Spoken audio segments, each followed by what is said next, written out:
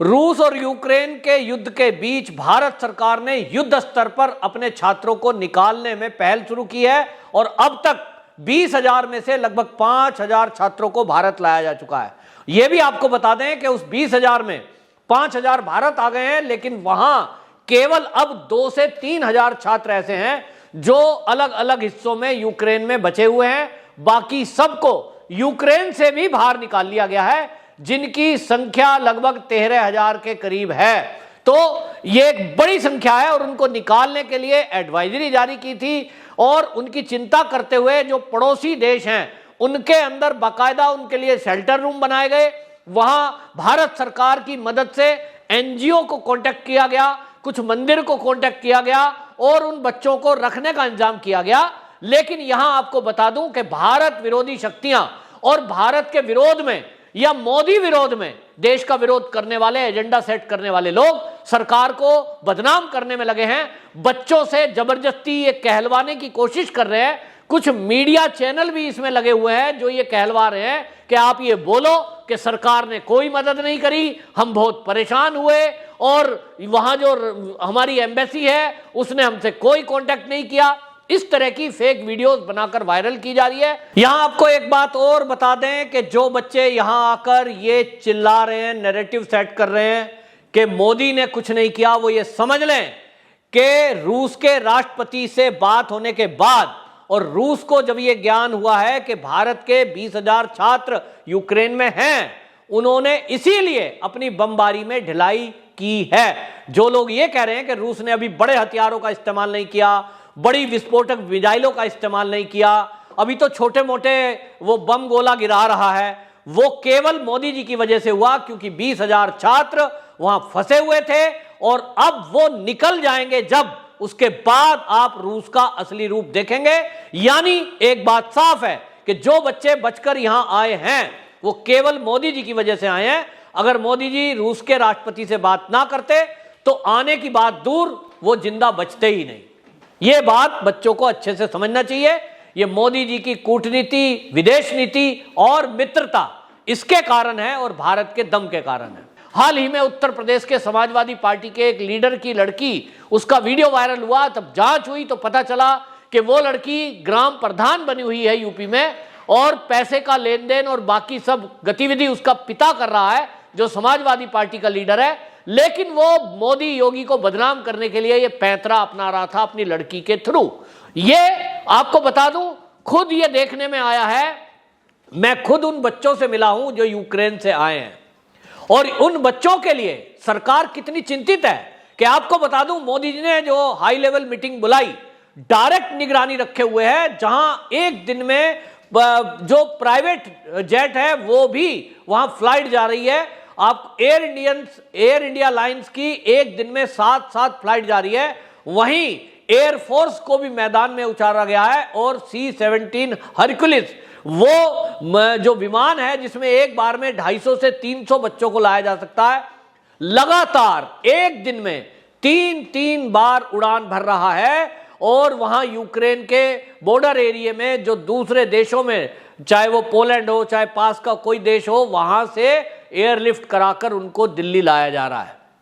ये भारत सरकार है कि उन बच्चों की चिंता कर रही है। क्योंकि मेरी जब बात हुई कुछ बच्चों से, उन्होंने कहा कि हमें पढ़ाई बीच में छोड़कर आना पड़ा है। हालांकि उन्होंने ये भी बताया कि युद्ध की स्थिति के पहले ही उनकी ऑनलाइन क्लासेस चल रही थी कोविड की वजह से, और वो कोविड की वजह से पहले कहीं से भी क्लास अटेंड कर सकते थे, तो आज भी वो भारत में रहकर ऑनलाइन क्लास अटेंड कर सकते हैं। लेकिन जहां तक उनके भविष्य की बात है, जैसा कि आपको बता दूं, यूक्रेन हो, चीन हो या नेपाल हो, ये जो बच्चे हैं भारत में, ये जब नेट की परीक्षा में बैठते हैं, यानी डॉक्टर बनने की आकांक्षा से पेपर में बैठते हैं, केवल 90,000 भारत में सीटें हैं, जिसमें लगभग हर साल लगभग 8 से 9 लाख बच्चे ट्राई करते हैं, यानी परीक्षा देते हैं। लेकिन 90,000 सीटें हैं जिसमें सरकारी और प्राइवेट दोनों हैं।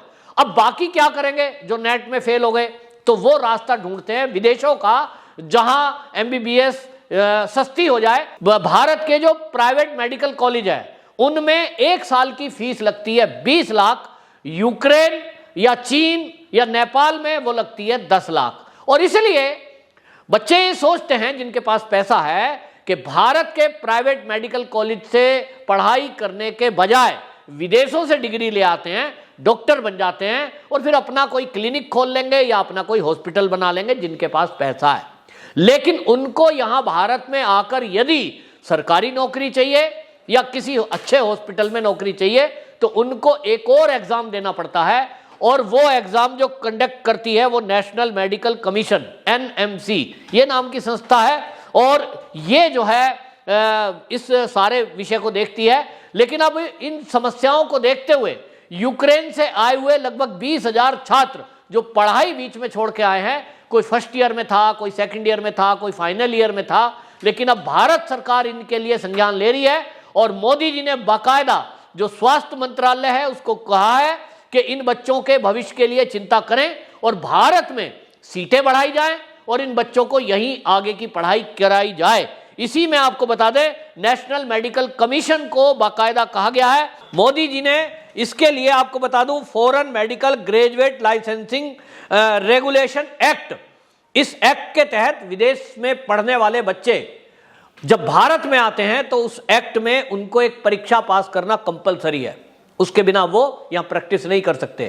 अब उस एक्ट में संशोधन करने की बात मोदी जी ने कही है, उस पर विचार करने को कहा गया है नेशनल मेडिकल कमीशन से कि आप इस बारे में विचार करिए कि ये जो यूक्रेन से बच्चे आए हैं, क्योंकि ये युद्ध की स्थिति में आए हैं, वापस जाने का पता नहीं है कितना दिन नॉर्मल होने में लगेगा, इनका टाइम खराब ना हो, इनका पैसा खराब ना हो, और इसलिए रेगुलेशन जो है foreign medical graduate licensing regulation, इस एक्ट में कुछ बदलाव यदि करने हो तो करना चाहिए और यही इन बच्चों की आगे की पढ़ाई पूरी हो। तो आप समझें कि मोदी जी कितने संवेदनशील हैं इन बच्चों को लेकर, इनके भविष्य को लेकर और इनकी आगे की पढ़ाई को लेकर।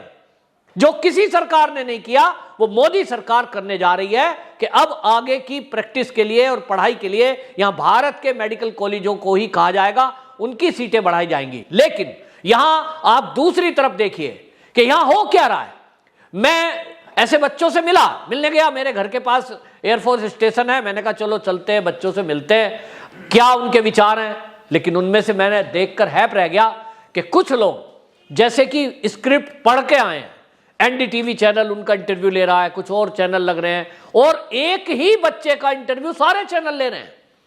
ऐसा लग रहा है जैसे पहले से स्क्रिप्टेड था कि ये यहां बच्ची आएगी और उसका इंटरव्यू करना है आपको, बाकी छोड़ दो। जो बच्चे पॉजिटिव बात कर रहे हैं उन्हें छोड़ दो, जो मोदी जी के जयकारे लगा रहे हैं उन्हें छोड़ दो, जो भारत माता की जय कर रहे हैं उनको छोड़ दो, जो तिरंगे ने कैसे उनकी जान बचाई ये बात कर रहे हैं उनको भी छोड़ दो। और किसकी बाइट लो, किसका इंटरव्यू लो, जो ये कह रहा है। ऐसे मैंने इंटरव्यू देखे, लड़की कह रही है, एक बिहार की रहने वाली थी, वो कहती है कि वहां हमारी किसी ने मदद नहीं करी, भारत की एम्बेसी को हमने कांटेक्ट किया, उन्होंने हमारा फोन नहीं उठाया, अनेक बार कांटेक्ट किया, बस केवल एडवाइजरी जारी कर दी। इस एडवाइजरी जारी करने से क्या होता है, हम पैदल धक्के खाए, बसों में गए, और वो क्या कहती है, इंटरव्यू है उसका, NDTV देखिए और कई चैनल देखेंगे आप। वो लड़की कह रही है कि हमने 70-80 हजार रुपया खुद बस वाले को खर्च करा जिसने हमें 100 किलोमीटर दूर दूसरे देश में पहुंचाया, कीव से दूसरे देश तक जाने के लिए, पोलैंड तक जाने के लिए। अब आप समझिए कि इस तरह का नैरेटिव सेट उस समय किया जा रहा है जब भारत सरकार अपनी पूरी ताकत लगा रही है। एयरफोर्स को उतारा गया है, ग्लोब मास्टर उसमें लगाया है, एयरफोर्स के जवान दिन रात काम कर रहे हैं, 24 घंटे दिन रात काम चल रहा है। रात को 2-2 बजे फ्लाइट आ रही है, फिर सुबह आ रही है 5 बजे, फिर दिन में आ रही है 2-2 बार, यानी दिन रात काम चल रहा है रेस्क्यू का। और ये जो बच्चे वहां से आ रहे हैं इनके अंदर जरा भी राष्ट्र और देश के प्रति कोई चिंतन नहीं है, ये यहां आकर मजाक बना रहे हैं। ऐसी वीडियोज आई है, बच्चे मजाक बना रहे हैं, क्या माहौल चल रहा है। वो कहते हैं ऐसे बम ब्लास्ट होने का तो हमें एक्साइटमेंट है, हम देखना चाहते थे, कुछ नहीं हो रहा, एडवाइजरी जारी हुई है, हम नहीं जाएंगे। मैं आपको बता रहा हूं, मैं ऐसे बच्चों से मिला हूं जिन्होंने ये कहा कि जब एडवाइजरी जारी हुई हमने अपने कॉलेज के जो डीन है उनको कहा कि हमारे लिए एडवाइजरी हमारे देश के लोगों से आई है या हमारे देश की एम्बेसी से आई है कि युद्ध छिड़ने वाला है, भारत के पास ये जानकारी है, तो हमें जाने दीजिए। उन्होंने कहा कुछ नहीं होने वाला, आप पढ़ाई कीजिए। कह रहे जो ऑनलाइन क्लास चल रही थी अभी तक कोविड के टाइम पे, बच्चे यूक्रेन में थे लेकिन घर बैठकर अपनी पढ़ाई कर रहे थे, उसको कहते हैं ऑफलाइन कर दिया और यह कहा कि कुछ भी नहीं हो रहा, आप कहीं नहीं जाएंगे। एक तरह से यह कहें कि यूक्रेन के जो कॉलेज हैं, मेडिकल कॉलेज, उन्होंने, मैं यूं कहूं, पैसे के लालच में क्या बच्चों को मौत के मुंह में धकेलना ये काम किया है? क्यों नहीं आने दिया, या क्यों बच्चे नहीं आए, क्यों उन्होंने कांटेक्ट नहीं किया? अब कोई एम्बेसी जबरदस्ती तो उठा के ला नहीं सकती। किसी देश का एम्बेसडर इस बात के लिए कैंपेन आपको कंपेल नहीं करेगा कि आप छोड़िए अपनी पढ़ाई और चलिए, आपकी जान ज्यादा। भाई आपकी मर्जी है, सरकार आपको केवल गाइड करेगी, एडवाइजरी आपको जारी करी। आपने टिकट कब का बुक कराया? कुछ बोलते हैं साहब हमने तो 10 मार्च का कराया था साहब। अरे भाई आपको इमरजेंसी बोला तो क्यों नहीं कराई? असली बात समझ में आई कि अगर वो तत्काल का रिजर्वेशन करा रहे थे तो वहां से जो फ्लाइटें चलती हैं वाया कुछ देश, उसमें किराया लग रहा था 50,000 और 15 दिन बाद का किराया लग रहा था 25,000। ये 25,000 बचाने के चक्कर में लोगों ने, बच्चों ने अपनी जान को जोखिम में डाला और आज वही बच्चे भारत में आकर भारत सरकार के विरुद्ध बोलने का काम कर रहे हैं, जिनकी संख्या मात्र 5% भी नहीं है। लेकिन ये 5% पूरी दुनिया में मोदी सरकार को, मोदी को, भारतीय एम्बेसी को और वायुसेना को बदनाम करने में लगे हैं। आप सोचिए, एक व्यक्ति जी जान लगाकर 24 घंटे सेवा कर रहा है, रात को 12-12, 1-1 बजे मोदी जी मीटिंग ले रहे हैं, वो इस्कॉन टेम्पल वालों से संपर्क कर रहे हैं, वो जो है स्वामी नारायण मंदिर वालों से कांटेक्ट कर रहे हैं और उनकी कोशिश है कि जिस देश में भी भारत के छात्र जा रहे हैं उनको सुरक्षित निकाल के लाया जाए। यहां तक कि रूस के राष्ट्रपति पुतिन से उन्होंने बात की और 6 से 8 घंटे युद्ध रुकवाया। यह इतना बड़ा कदम है कि युद्ध के बीच में जब दो देशों की सेनाएं आमने सामने खड़ी हो, उनको किसी एक देश को यह कहना कि आप 8 घंटे गोलाबारी नहीं करेंगे, इसका मतलब तो आप रिस्क ले रहे हो उनको हारने के लिए, क्योंकि दूसरी सेना तो मानेगी नहीं। यूक्रेन से तो बात हुई नहीं, यूक्रेन तो रुकेगा नहीं। और यह हुआ है कि इस 8 घंटे के युद्ध विराम में जो रूस की सेना ने पुतिन के बातचीत से, मोदी जी की बातचीत से यह युद्ध को रोका, उस बीच यूक्रेनी सेना ने जो बमबारी की उसमें भारी नुकसान रूस का हुआ है, ऐसी खबरें हैं। यह रिस्क क्यों लिया रूस ने? केवल भारत और मोदी जी की वजह से। मोदी जी की कूटनीति, विदेश नीति, मित्रता, व्यक्तिगत पुतिन से संबंध। लेकिन यह देश और देश का विपक्ष ये समझने को तैयार नहीं है। आखिरकार क्यों?